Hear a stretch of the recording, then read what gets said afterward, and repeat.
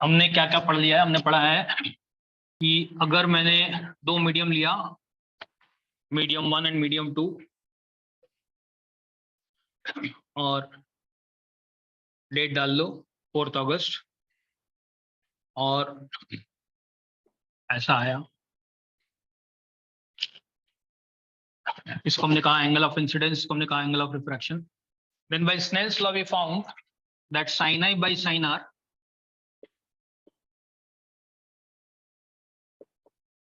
is a constant, right? This is what the law says. But then on further investigation we found that if this was v1 and this was v2, that is the speed of light in medium 1 is v1 and medium 2 is v2, then this was also equal to v1 by v2. But by definition v1 by v2 we had already defined as n2 1. So sin i by sin r becomes v1 by v2, which is equal to n2 1. Now we have also seen previously that v is equal to lambda into f. Now when light goes from one medium to another, v changes but frequency remains same. अगर मान लो green light अंदर जा रहा है तो अंदर जाने के बाद ग्रीन ही दिखेगा, ऐसा नहीं कि ग्रीन लाइट गया और अंदर ऑरेंज दिख रहा है. That won't happen, right? So the color of light doesn't change. So frequency doesn't change. तो अगर frequency change नहीं हो रहा है, अगर frequency change नहीं हो रहा है, but velocity change हुआ है, इसका मतलब lambda भी change हुआ है. कैसे निकालेंगे इस change को? So मान लो यहाँ पे इसका v1 है, मान लो इस मीडियम में उस लाइट का वेवलेंथ lambda 1 था. This is lambda 1 into f. जब वो इस मीडियम में आ गया तो उसका वेलोसिटी v2 हो गया था. मान लेते हैं कि इसमें lambda 2 हो गया था, यहाँ भी f होगा. If you divide these two, you will find that v1 by v2 is also equal to lambda 1 by lambda 2. This is also equal to lambda 1 by lambda 2.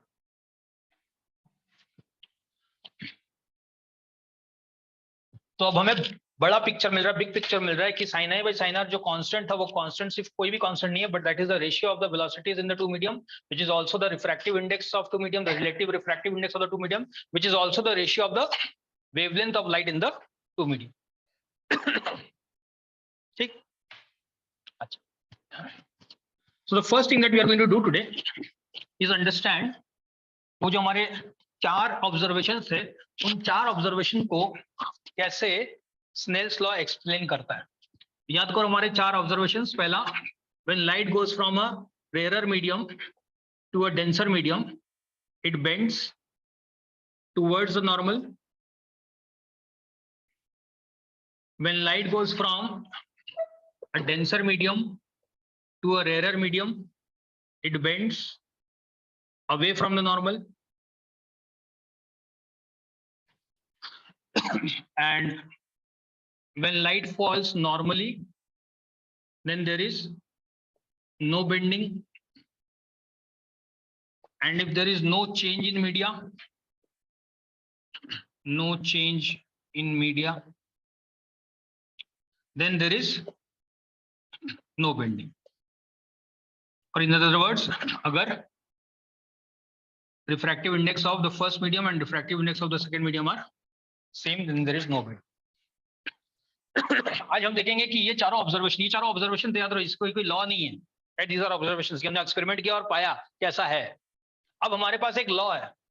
अब हम देखेंगे कि किस तरह से ये लॉ ये चारों ऑब्जर्वेशन को एक्सप्लेन कर पाएगा. उससे क्या फायदा होगा? फायदा ये होगा कि इन्हीं ऑब्जर्वेशन को यूज करके हमने बाकी सारे ऑब्जर्वेशंस एक्सप्लेन किए. तो अगर इस लॉ से ये 4 ऑब्जर्वेशन एक्सप्लेन हो जाए, स्पेशली ये दोनों एक्सप्लेन हो जाए, तो इसका मतलब ये लॉ सारे के सारे ऑब्जर्वेशंस एक्सप्लेन कर सकता है. ठीक, let's see. Now before I go ahead and explain that, let me quickly show the relation between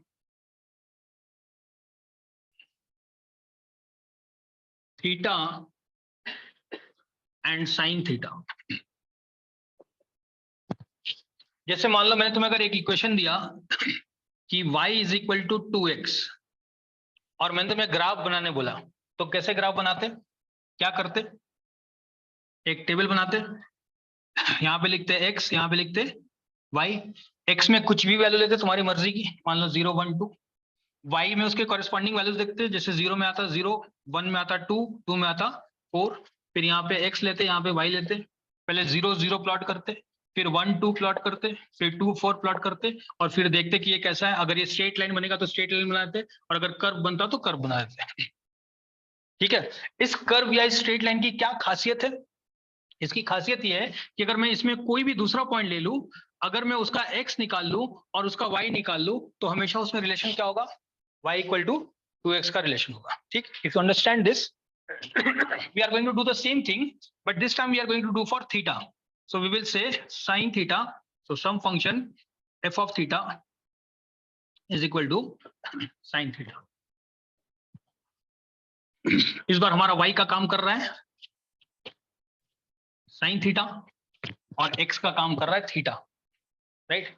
तो x एक्सिस पे हम ड्रॉ करेंगे थीटा को, प्लॉट करेंगे थीटा को, और y एक्सिस में प्लॉट करेंगे sin थीटा को। ठीक है, कैसे करेंगे?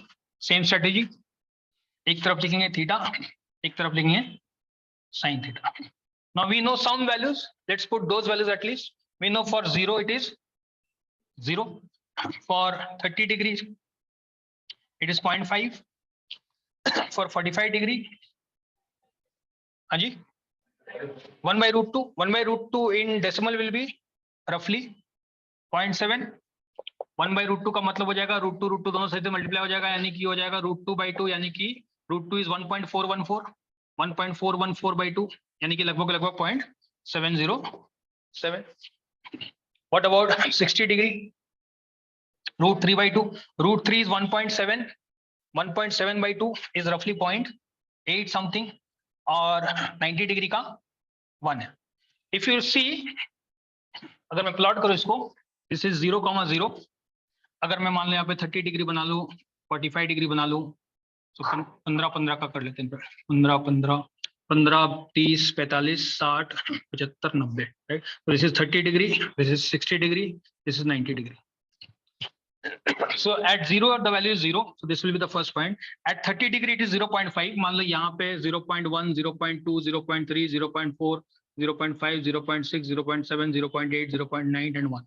This 0.1 0.2 0.3 0.4 0.5 0.6 0.7.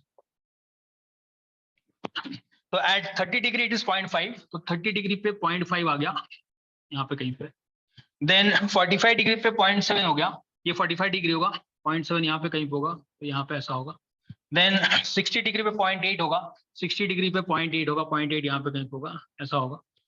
और 90 डिग्री पे 1 है, so 90 डिग्री पे यहाँ पे 1 हो जाएगा, ऐसा. So if you look carefully, the graph will be like this.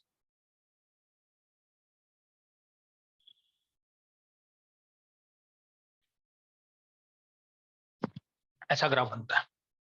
ठीक है, अगर इसको आगे पढ़ोगे, जब क्लास 11th में जाओगे, अगर जा पाए कभी तो ये ग्राफ ऐसा दिखेगा, right? This will be 180 degree. But we are not concerned about this part of the graph, क्योंकि ये हमारे किसी काम का फिलहाल नहीं है. हमारे लिए जहां तक 90 है वहां तक ही काम, right? So we are going to get rid of this part of the graph. Now why are we interested in this? Because I want to show you that जैसे जैसे थीटा बढ़ रहा है, वैसे वैसे साइन थीटा का value भी बढ़ रहा है. Although it is not a straight line, but अगर ध्यान से देखो, जैसे मान लो 15 डिग्री लिया, ये 15 डिग्री है, 15 डिग्री पे वैल्यू कुछ यहाँ पे आएगा, ये जो भी वैल्यू है ये साइन 30 डिग्री से कम है. अगर मैं 45 पे जाऊं तो वो साइन 30 डिग्री से कम है.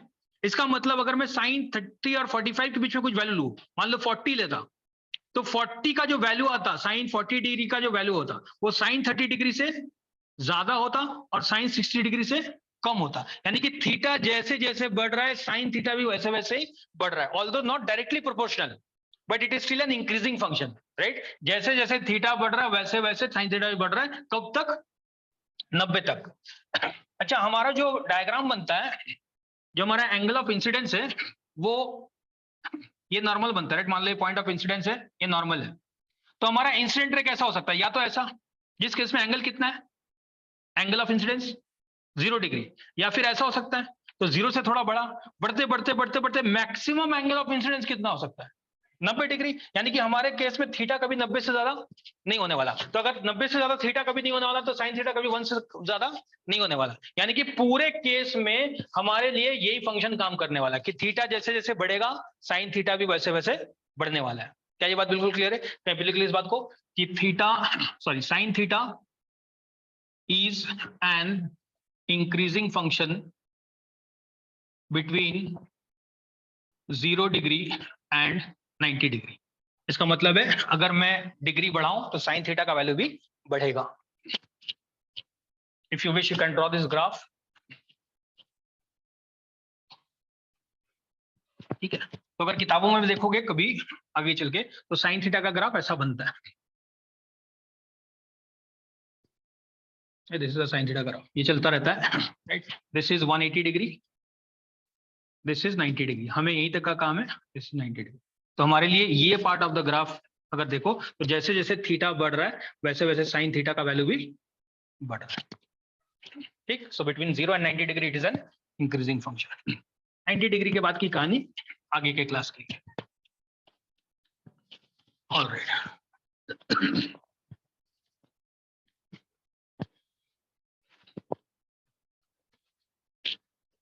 if you have understood this part, let's quickly see how does Snell's law help us to explain those 4 observations.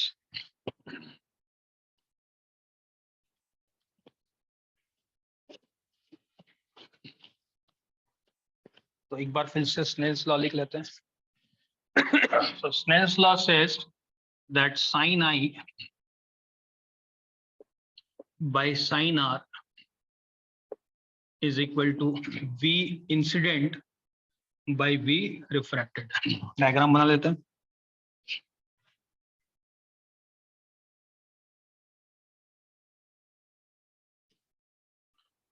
ये इसका ओरिजिनल पाथ है। This is angle of incidence i. मान लेते हैं ये मीडियम 1 है, ये मीडियम 2 है।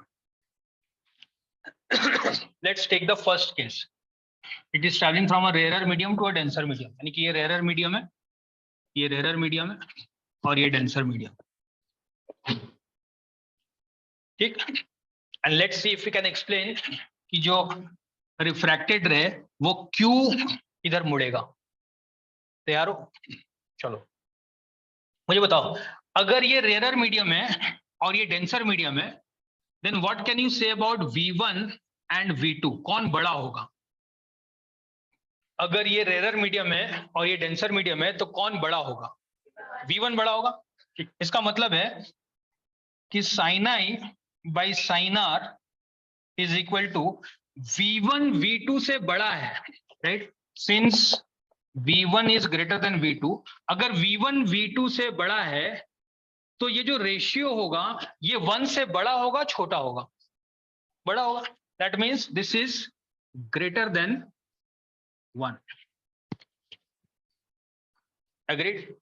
अगर V1 मान लो V1 है 3 into 10 to the power 8 metre पर सेकेंड, तो V2 छोटा होगा, V2 छोटा होगा तो 2 into 10 to the power 8 ऐसा कुछ होगा। तो इसका जो रेशियो होगा वो क्या आएगा? 3/2। 3/2 विल बी ग्रेटर देन 1। तो अगर V1 बड़ा है, V1 अगर V2 से बड़ा है तो V1 by V2 will always be greater than 1. Agreed? This implies that sin I should be greater than, अगर मैं क्रॉस मल्टीप्लाई कर दूं, should be greater than sin R.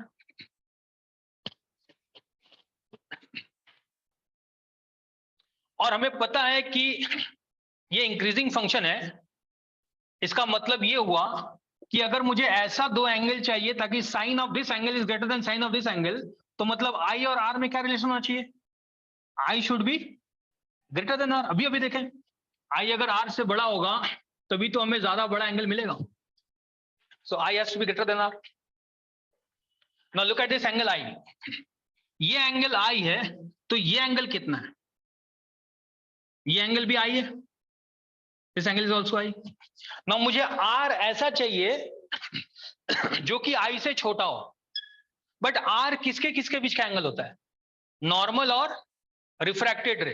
तो सोचो अगर मैं रिफ्रैक्टेड रे यहां से बनाऊं तो आर आई से छोटा होगा, कि रिफ्रैक्टेड रे यहां से बनाओ तो आर आई से छोटा होगा? कब? पहले केस में या दूसरे केस में? पहले case. This is why it bends towards the normal, right, so that this is maintained. तो लिख लो, ये डायग्राम बना लो। लिख लो for case number 1, that is rarer medium to denser medium, since V1 is greater than V2, therefore sin I by sin R should be greater than 1.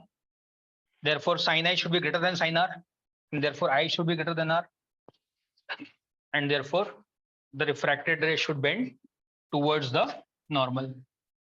तभी ऐसा हो सकता है, तभी ऐसा हो पाएगा.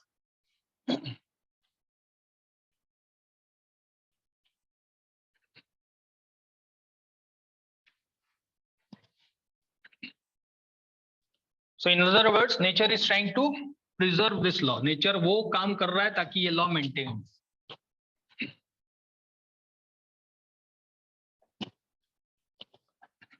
देख लिए, पढ़े आजा. Next, can you now reason the other way around for case number 2? क्या केस नंबर 2 को खुद सॉल्व कर सकते हो? सोचो, केस नंबर 2 में कहानी क्या हो जाएगा? ये डेंसर मीडियम है, ये रेरर मीडियम है. ओरिजिनल पाथ ऑफ द रे ऐसा है. अगर ये डेंसर मीडियम है, ये रेरर मीडियम है, what can you say about V1 and V2? अगर ये डेंसर मीडियम है, ये रेरर मीडियम है, what can you say about V1 and V2? Relation क्या होगा? कौन बड़ा होगा? V2 is greater than V1. If V2 is greater than V1, then V1 by V2 will be, if V2 is greater than V1, V2 V1 से बड़ा है. मान लो ये 2 है तो ये 3 है, ये 4 है तो ये 5 है, तो ये हमेशा 1 से छोटा होगा. This is less then 1. But हमें स्नेल्स लॉ ने बोला कि sin I by sin R जो है वो V1 बाई V2 के बराबर है. इसका मतलब मैं बोल सकता हूं कि sin I by sin R जो है, अगर ये V1 और V2 के बराबर है और V1 बाई V2 1 से छोटा है, तो sin I by sin R भी 1 से छोटा होना चाहिए. If V1 by V2 is less than 1 and sin I by sin R is equal to V1 by V2, then sin I by sin R should also be less than 1. Normal logic. इसको अगर मैं cross multiply करूं तो क्या मिलेगा? sin I is less than sin R.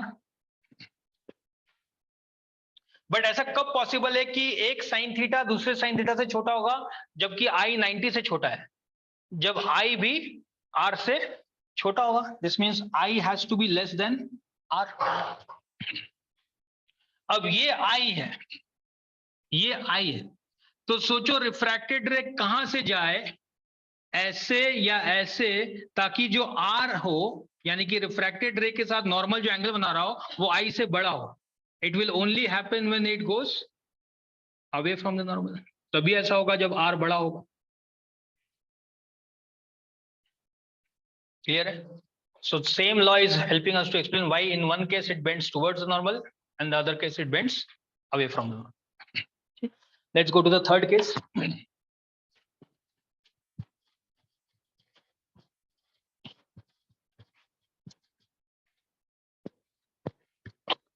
Case 3 है normal incidence. When we have normal incidence, मान लो ये मीडियम 1 है जिसमें वेलोसिटी v1 है, ये मीडियम 2 है, वेलोसिटी v2. हमें फर्क नहीं पड़ता अब v1 v2 क्या है. अब हमें सिर्फ ये बोला गया कि इंसिडेंस जो है वो नॉर्मल है. तो ये ऐसा चला जाता अगर ये मीडियम नहीं होता. तो हमें पता करना है अब कैसे जाएगा. तो हमें क्या बोला गया? हमें स्नेल्स लॉ बोलता है कि sin I by sin R should be equal to v1 by v2. यानी कि अगर मैं क्रॉस मल्टीप्लाई कर दूं तो v2 into sine I should be equal to v1 into sine R. But I का वैल्यू है कितना? What is the value of I? I is the angle that the incident ray makes with the normal. Normal भी यही है, I भी है, तो ये angle 0 degree. That means V2 into sine 0 degree should be equal to V1 into sine R. Sine 0 degrees 0. इसका मतलब V1 multiplied by sine R should be equal to 0. But we know V1 is not 0. Right, light का speed किसी medium में 0 नहीं हो सकता. तो इसका मतलब अगर V1 0 नहीं है, this implies sin R has to be 0. और अगर sin R 0 है तो R का वैल्यू कितना होगा? R will also be 0. और अगर R 0 है मतलब जो रिफ्रैक्टेड रे है वो नॉर्मल के साथ कितना एंगल बनाना चाहिए? 0 डिग्री. कब ऐसा हो सकता है? जब वो खुद नॉर्मल के पाथ में चला जाए. इसीलिए इस बार कोई बेंडिंग नहीं होगा. Right, irrespective of V1 V2. देखो ध्यान से, इस V1 और V2 पे अब डिपेंडेंसी नहीं है क्योंकि ये 0 हो चुका है. इसलिए V1 कुछ भी हो, V2 कुछ भी हो, फर्क नहीं पड़ता, ऐसा हमेशा होगा. So this is a very special case जहां पे नॉर्मल इंसिडेंस हो तो कोई बेंडिंग नहीं होता. इसी मीडियम में अगर ऐसा हो तो बेंडिंग होगा depending upon V1 and V2. Right, अगर V1 मान लो छोटा होता, V2 बड़ा होता, या V1 बड़ा होता, V2 छोटा था, जो भी होता, तो एक केस में ऐसा जाता या दूसरे केस में जाता, बेंडिंग होता. बट क्योंकि अब नॉर्मल इंसिडेंस है तो irrespective of V1 and V2 it will still go undeviated because that becomes 0. Clear है? दैट एक्सप्लेन्स द थर्ड कि नॉर्मल इंसिडेंस पे बेंडिंग क्यों नहीं होता. अच्छा, चौथे वाले को ट्राई करते हैं. Let's try and explain the fourth one. Fourth क्या बोला कि अगर यहाँ पे मीडियम 1 है जिसमें वेलोसिटी V1 है, right. What was the fourth point, the fourth observation that you wrote? पढ़ो जरा फोर्थ ऑब्जर्वेशन.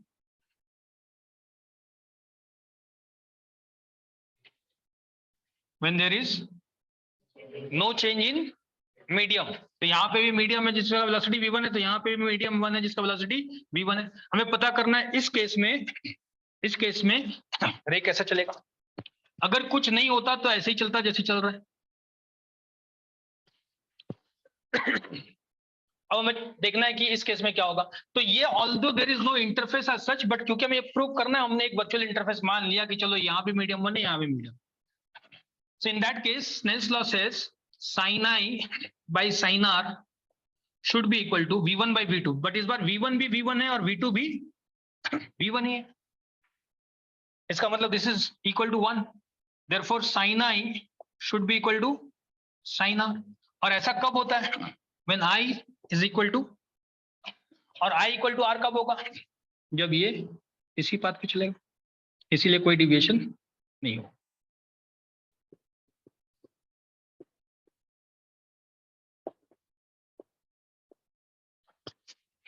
ठीक.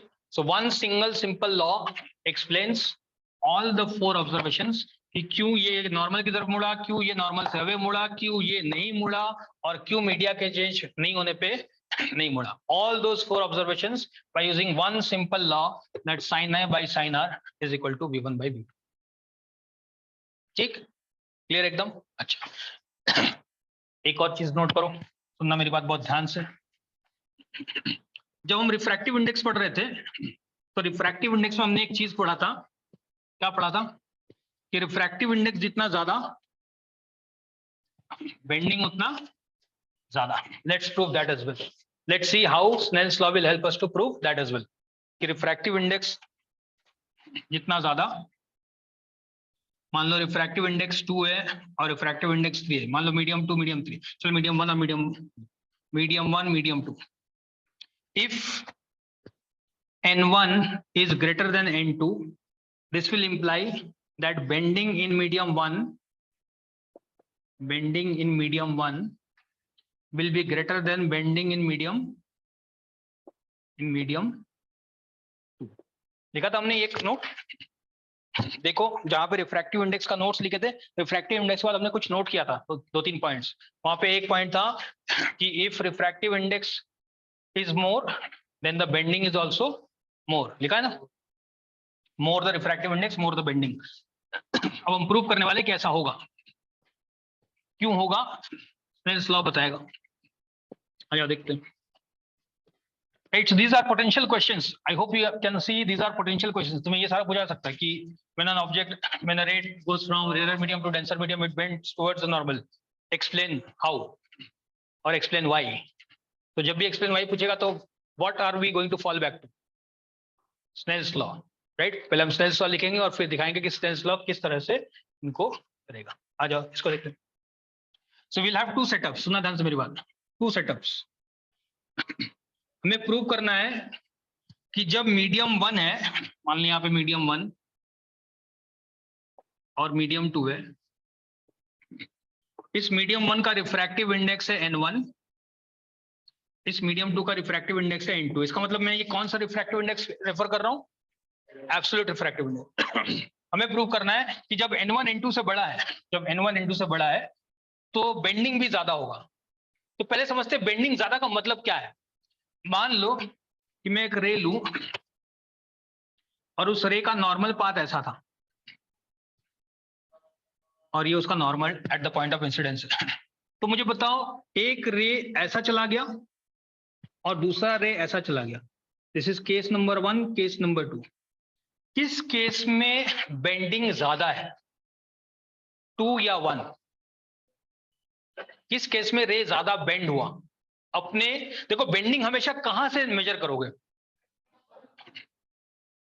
एक्चुअल पाथ से, राइट? तो एक्चुअल पाथ उसका ये था, एक बार इतना ही बेंड हुआ और एक बार इतना बेंड हुआ, तो किस बार ज्यादा बेंड हुआ? Second time. तो इसका मतलब बेंडिंग ज्यादा हुआ या कम, ये मुझे कौन बताएगा? एंगल ऑफ डिविएशन, याद करो, वही तो था, एंगल ऑफ डिविएशन। अच्छा, मुझे ये बताओ कि इस केस में मान लो इसका एंगल ऑफ रिफ्रैक्शन R2 है, इसका refraction angle of refraction R1 है, कौन ज्यादा है? R1 ज्यादा है R2 से। इसका मतलब जिस केस में एंगल ऑफ रिफ्रैक्शन ज्यादा होगा उस केस में बेंडिंग कम होगा। एग्रीड? तो ये बात नोट कर लेते कहीं पे कि when angle of refraction is, when, क्या लिख रहा हूं, when R is more, del is less, therefore bending is less. याद रखना, हम एब्सोल्यूट रिफ्रैक्टिव इंडेक्स की बात करें। एब्सोल्यूट रिफ्रैक्टिव इंडेक्स मतलब हमेशा इधर कौन होगा? एब्सोल्यूट रिफ्रैक्टिव इंडेक्स मतलब हमेशा इधर कौन होगा? एयर या vacuum, right? We are talking about air और वैक्यूम।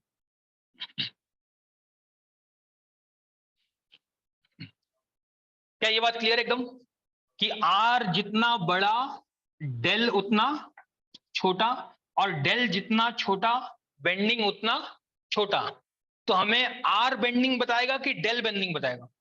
डेल बेंडिंग बताएगा, right? So del is proportional to bending. जिसका डेल ज्यादा उसमें बेंडिंग भी ज्यादा, बट जिसका डेल ज्यादा उसका आर कम, क्योंकि डेल प्लस आर देखो अगर ध्यान से तो आई होगा, राइट? ये लाइन और ये लाइन के बीच में जो पूरा एंगल है ये एंगल के बराबर होगा। कौन सा property? Vertically opposite angle. But ये आई है और ये दोनों मिला के कितना होता है? डेल और आर। यानी कि इस केस में, इस पर्टिकुलर केस में i is equal to del plus r. But अगर आई को मैं कांस्टेंट रखूं तो जितना बड़ा डेल होगा आर उतना छोटा होगा। तो बड़ा डेल का मतलब छोटा आर, और बड़ा डेल का मतलब होता है बड़ा बेंडिंग, तो छोटा आर का मतलब होता है बड़ा बेंडिंग। तो याद रखना, आर छोटा, कहां लिखो, यहां पे आर छोटा इंप्लाइज बेंडिंग ज्यादा, बहुत बढ़िया। एंड आर बड़ा, ये जिला स्कूल वाला, इंप्लाइज बेंडिंग कम, खैम,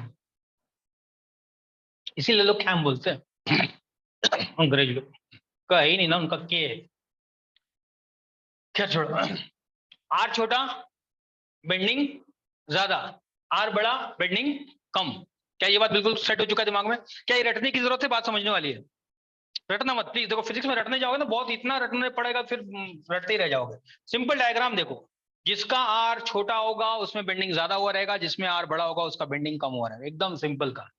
चलो, once you understand this bit, this part, let's try and figure out कि n जो है किस तरह से बेंडिंग से रिलेटेड है।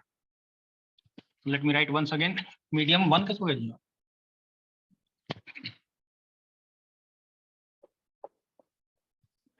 ऑलराइट, मान लेते हैं कि इस मीडियम 1 में लाइट का वेलोसिटी v1 है और मीडियम 2 में लाइट का वेलोसिटी v2 है। ये एयर है तो यहाँ पे लाइट का स्पीड c होगा और यहाँ भी लाइट का स्पीड c होगा।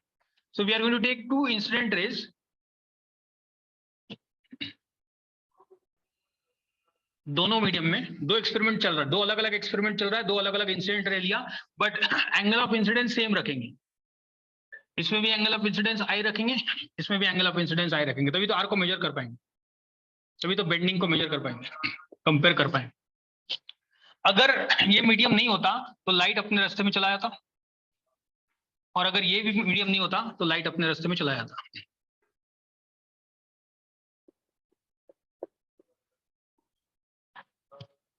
Agreed? Now, according to Snell's law, sin I by sin R1, R1 लिख रहा हूं इसके रिफ्रैक्टिव इंडेक्स के लिए, इसके एंगल ऑफ रिफ्रैक्शन के लिए, right, should be equal to how much, C by V1, but C by V1 by definition is N1, C by V1 by definition is N1, इसी को तो कहा गया absolute refractive index. Absolute refractive index is speed of light in air by speed of light in the medium. अच्छा, यहां से मान लो ये R1 था, सम R1, अच्छा यहां से मान लो R2 से चला गया सम R2, तो यहां के लिए क्या लिखेंगे, साइन आई, क्योंकि आई तो सेम है, sine I by sine R2 should be equal to C by V2, but C by V2 by definition is N2। यहां तक ठीक, बट हमारा कंडीशन क्या है, N1 is greater than N2, यही कंडीशन हम देख रहे हैं ना। So if N1 is greater than N2, तो तुम मुझे बताओ what can I say about sin I by R1 और sin I by sin R2। अगर N1 N2 से बड़ा है तो sin I by sin R1 sin I by sin R2 से बड़ा होगा। So this implies sin I by sin R1 should be greater than sin I by sin R2। ठीक, दोनों का न्यूमरेटर सेम, ध्यान से देखो दोनों का न्यूमरेटर सेम, इसलिए तो मैं लिया था कि कट जाए। इसका मतलब 1 by sin R1, 1 by sin R1 should be greater than 1 by sin R2। अच्छा, ऐसा कब होगा, जब 1 by x 1 by y से बड़ा होगा, जब x y से बड़ा होगा कि x y से छोटा होगा। मेरे क्वेश्चन ध्यान से सुनना सब लोग इधर, 1 by x 1 by y से बड़ा है, इसका मतलब x जो है वो y से बड़ा है या छोटा है, 1 by x 1 by y से बड़ा है, इसका मतलब x y से, तभी तो ऐसा होगा, राइट। 1 by 2 1 by 3 कौन बड़ा है, 1 by 2, इसका मतलब 2 बड़ा है और 3 छोटा है, कि 3 बड़ा है 2 छोटा है। तो जिसका 1 by छोटा है वो खुद नंबर, जिसका 1 by बड़ा है वो नंबर खुद, एग्रीड। तो 1 by x greater than 1 by y will imply x is less than y। तो यहां पे क्या लिख सकते हैं, if 1 by sin R1 is greater than 1 by sin R2, this will imply sin R1 will be less than sin R2। but क्योंकि sin is an increasing function, this will imply R1 is less than R2, तभी तो ऐसा हो पाएगा। और अगर R1 less than R2 है, this implies del 1 is, याद करो जिसका R छोटा उसका डेल बड़ा, R1 R2 से छोटा आया तो del 1 del 2 से बड़ा होगा। बट डेल क्या बताता है, कितना मुड़ा, तो कौन ज्यादा मुड़ा, 1, किसका रिफ्रैक्टिव इंडेक्स ज्यादा था? ये तो प्रूव करना था कि जिसका रिफ्रैक्टिव इंडेक्स ज्यादा होगा उस मीडियम में लाइट ज्यादा मुड़ेगा। देखो ध्यान से सुनना, पहले कॉपी करने की चिंता मत करो, बोर्ड पे ही है, कहां चले वाला है। क्या किया हमने, सुना, हमें क्या कंपेयर करना था, हमें क्या समझना था, हमें क्या समझना था, हमें क्या समझना था, हमें क्या समझना था। इतना गहरा सोता है बाप रे, वो भी क्लास सामने बैठ के 40 बार ताली बजाया मैंने तब जाकर उठा। तो कोई भी अगल बगल सोता हुआ दिखा तो मुझे बताना, ताली बजाऊंगा। हमें क्या प्रूव करना था? वैसे वो सोया नहीं, वो मेडिटेट कर रहा था, वो पारसनाथ जाके आया हुआ है। हमें क्या प्रूव करना था कि मेरे पास दो मीडियम दिया हुआ है, मीडियम 1 एंड मीडियम 2। मीडियम 1 का रिफ्रैक्टिव इंडेक्स N1, मीडियम 2 का रिफ्रैक्टिव इंडेक्स N2। हमें यह प्रूव करना था कि अगर N1 N2 से बड़ा है तो इसका मतलब जब लाइट एयर से इस मीडियम में आएगा तो इसमें जो बेंडिंग होगा, और लाइट जब एयर से इस मीडियम में आएगा जो बेंडिंग होगा, जिसका N बड़ा है उसमें बेंडिंग भी ज्यादा होगा। ये हमने एक स्टेटमेंट लिखा था, बट हमारे पास उस स्टेटमेंट का कोई बेसिस नहीं था। आज हमारे पास स्नेल्स लॉ है, मैं स्नेल्स लॉ से प्रूव करना चाहता हूं कि क्या ये सही है या नहीं है। तो हमने क्या किया कंपेयर करने के लिए, सुना सेटअप क्या किया। सेटअप में हमने दो एक्सपेरिमेंट किए। एक एक्सपेरिमेंट में एयर लिया, मीडियम, इंसिडेंट मीडियम, और जिस मीडियम का N1 था उस मीडियम को लिया रिफ्रैक्शन। दूसरे सेटअप में भी एयर लिया पहले में और मीडियम 2 को रखा दूसरे मीडियम, और दोनों का एंगल ऑफ इंसिडेंस सेम रखा। ठीक, मान लो इस एंगल ऑफ इंसिडेंस पे इसका जो एंगल ऑफ रिफ्रैक्शन आया वो R1 आया, इसका जो एंगल ऑफ रिफ्रैक्शन आया वो R2 आया। क्लियरली देख सकते हो, अगर N1 में बेंडिंग ज्यादा होगा, अगर बेंडिंग ज्यादा होगा तो R1 का वैल्यू कैसा होना चाहिए, R2 से छोटा, है ना जी।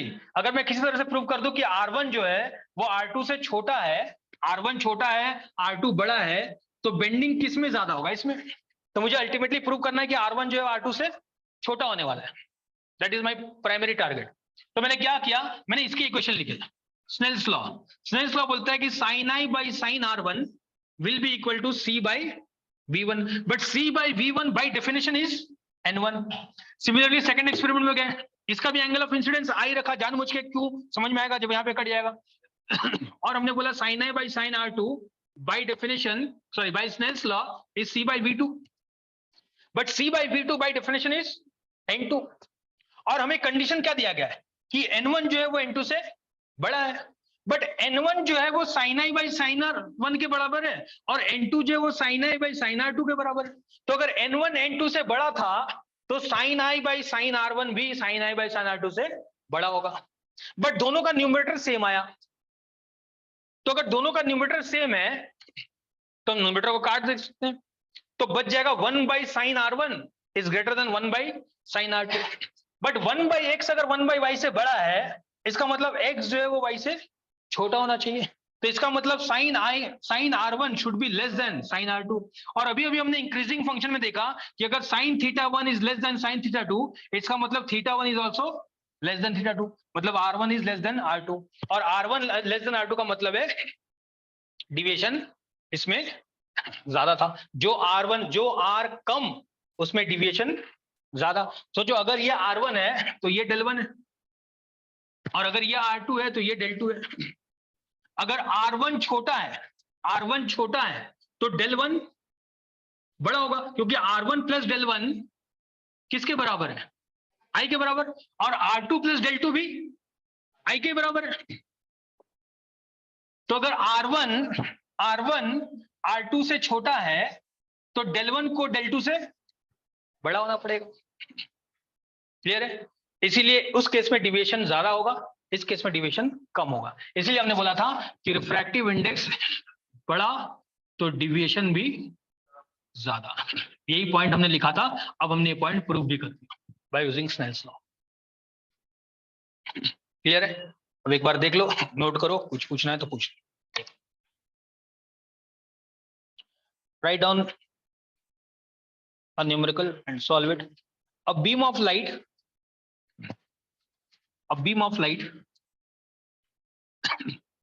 passes from air into a substance X, a beam of light passes from air into a substance X.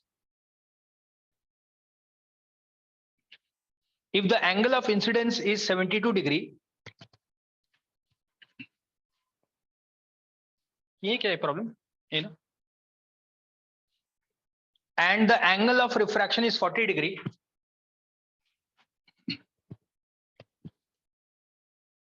then find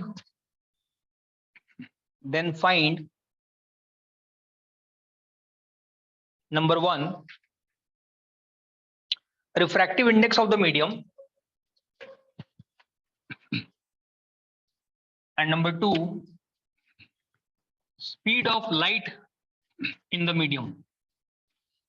Number 2, speed of light in the medium.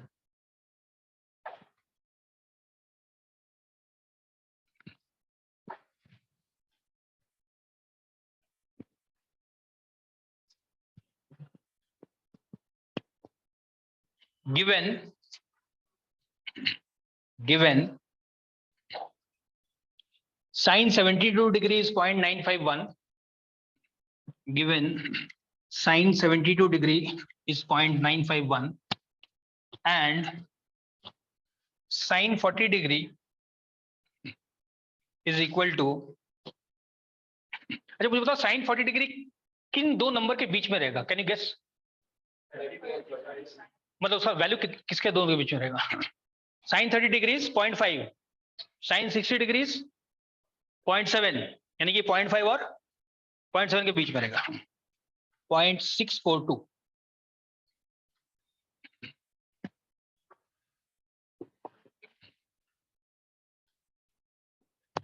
Try करो, बोलो जल्दी जल्दी. मीडियम 1 कौन है? एयर. इसको मतलब इंसिडेंट ऐसा आया एयर से, फिर क्या हुआ यहाँ पे नॉर्मल, अरे फिर क्या हुआ? बस कर रहे, कितना गो करेगा? Sound doesn't travel in straight line, पता नहीं, लाइट डज. मुझे दिख नहीं रहा बट सुनाई तो दे रहा है. बोलो बोल. Angle of incidence 72, 72 degree. Angle of refraction 40 degree. Refractive index निकालना है. मान लो मीडियम का रिफ्रैक्टिव इंडेक्स n है, तो इसका मतलब यहाँ nm है. इसका मतलब nm is equal to sine a by sine r, which is also equal to, मान लो इसमें स्पीड c है, इसमें स्पीड vm है, is also equal to c by vm. तो हमें ये दे दिया है, और हमें ये पूछा है, क्या निकाल लोगे? सिर्फ डिवाइड ही तो करना था. ऊपर वाले का वैल्यू दिया था कितना? क्या 0.95, और नीचे वाले का कुछ तो रेशियो आएगा, वही इसका नंबर होगा 1.48. बस, यहाँ कुछ नहीं. ठीक है, अच्छी बात. But this is also equal to c by vm, और c का वैल्यू हमें पता है, c इज 3 × 10⁸ तो vm निकल जाएगा. vm is equal to c by, यानी कि 3 × 10⁸ मीटर पर सेकेंड डिवाइडेड बाई 1.4, जो कि लगभग 2.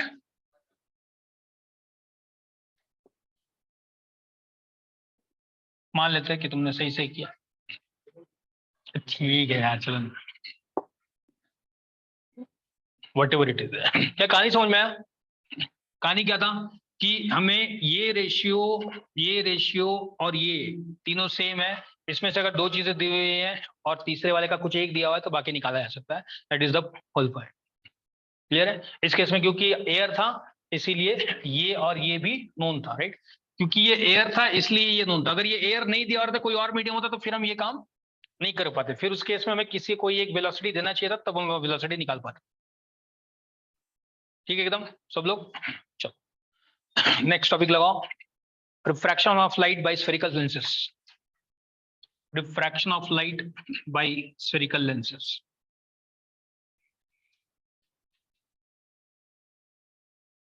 Refraction of light by spherical lenses.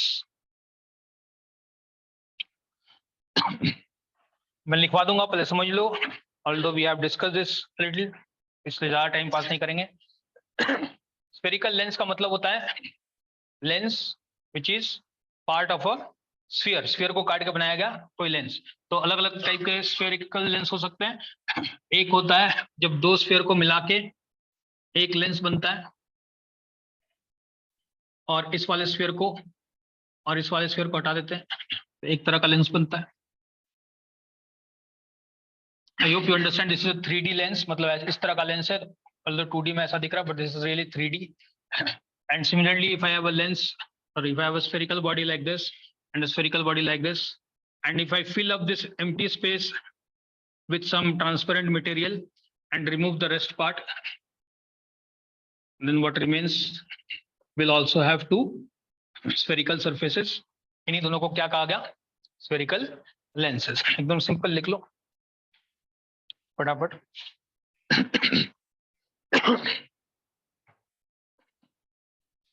A lens is a piece of transparent glass.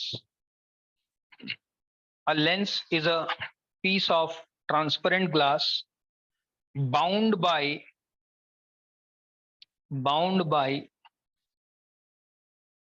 at least one spherical surface. At least one spherical surface.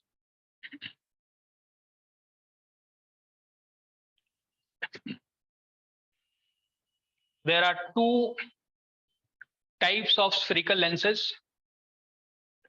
There are two types of spherical lenses. Number one, convex lens.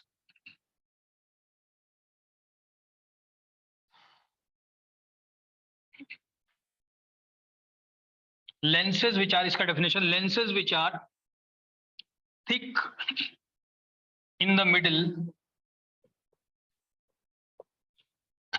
and thinner at the ends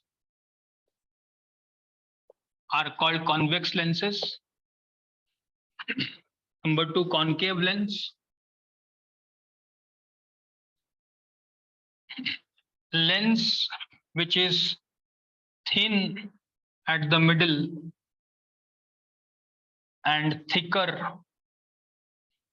at the ends are called concave lenses.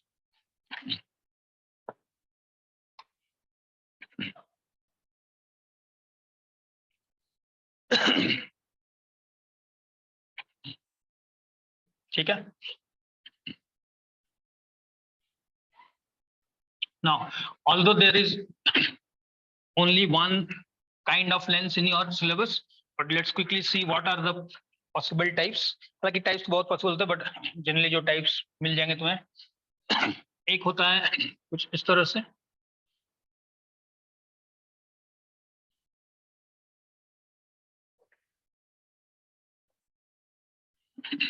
एक होता है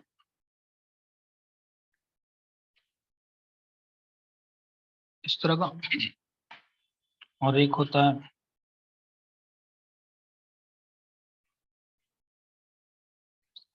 if you look at all the three lenses, they are all thicker at the middle and thinner at the ends.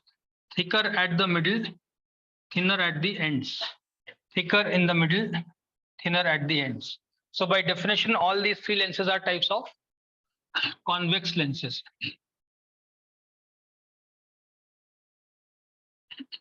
इनका नामकरण कैसे करेंगे?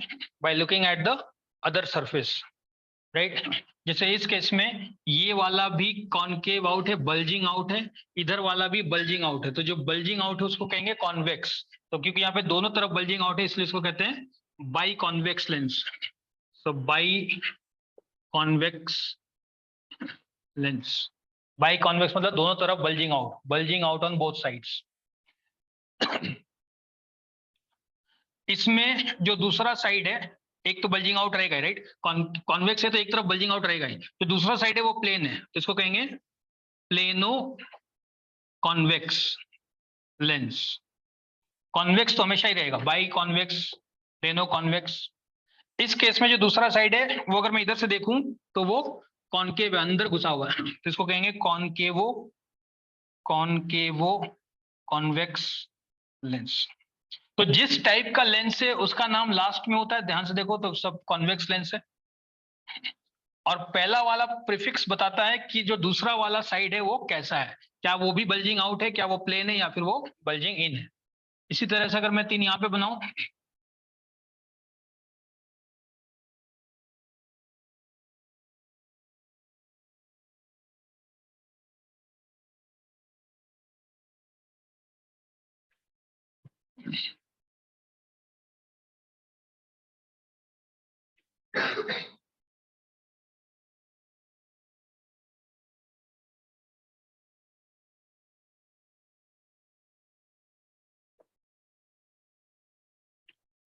Absolutely no idea, but किताब में जाकर देख लेना, ऐसा कुछ तो दिखेगा। In any case, thin at the center, thicker at the end, thin at the center, thicker at the end, thin at the center, thicker at the end. अभी गंदा नहीं होना चाहिए। You can see why I failed in diagram, right? That's one subject. Anyways, ये जाके थोड़ा सा please किताबों में देख लेना। नामकरण कर देते हैं, दोनों तरफ बल्जिंग इन है तो क्या लिखेंगे? Bi, all these are concave by the way, so ये हो जाएगा biconcave. This is plane, so planoconcave. और इसका जो साइड कॉन्केव नहीं है वो कॉन्वेक्स है, इसलिए कॉन्वेक्सो कॉन्वेक्सो। अगेन तुम्हारे किताबों में नहीं दिया हो तो नहीं जाने से भी चलेगा, बट गुड टू नो, अगर कभी दिख गया पूछ लिया बता सकते हो। तुम्हारे सिलेबस में सिर्फ यही दोनों है, बाई कॉन्वेक्स और बाई कॉन्केव। ठीक है, नेक्स्ट लिखो, terms related to convex lens, terms related to lenses, terms related to lenses.